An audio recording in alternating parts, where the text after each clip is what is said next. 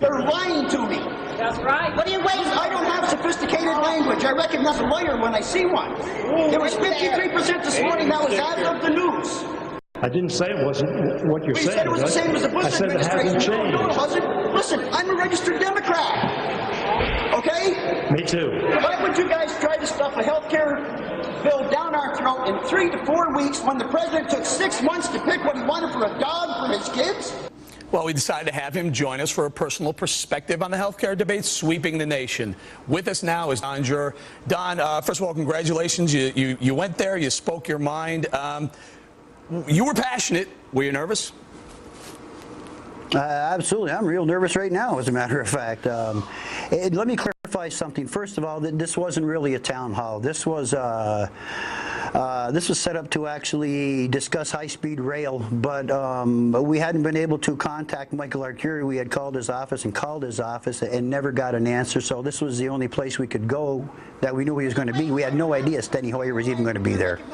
Well, I would guess you have House Leader Steny Hoyer. You might as well ask him what's on your mind. It doesn't have to be about, I don't know, high-speed trains. Why not the most pressing thing on your mind, health care?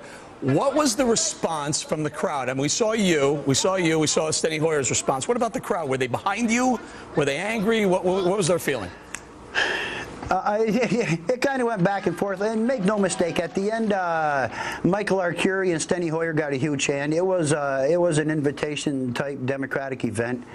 I'm really disappointed, and I think it points out the absurdity of the situation when an average American can call a politician a liar, and what happens is he gets on national news. I mean, are these guys not used to being called liars? The facts were behind me, and he was either completely ignoring it or he was being deliberately ignorant.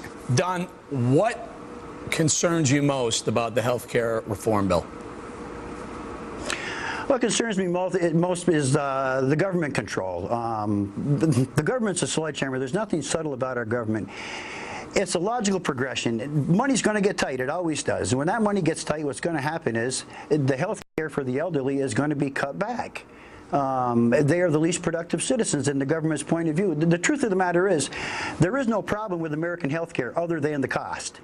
We have the best health care in the world, but you don't burn down your house or tear down your house to remodel your living room. You work with the existing structure. Don, I spend a lot of time on TV. I ask Congress people, I ask senators, I ask anyone who will come on TV and have an opinion.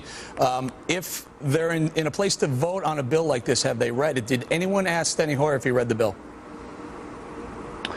I don't think we did that day. We sat there, so it's understood, everybody calls me the angry Democrat or the angry guy. We sat there very quietly and listened to Michael Arcuri, the local congressman, speak. I certainly do not agree with the guy. When Steny Hoyer came up and he actually told what I knew for a fact to be a lie, I confronted him on it. I sit there and yell at my TV like most Americans. I've done it for years and years.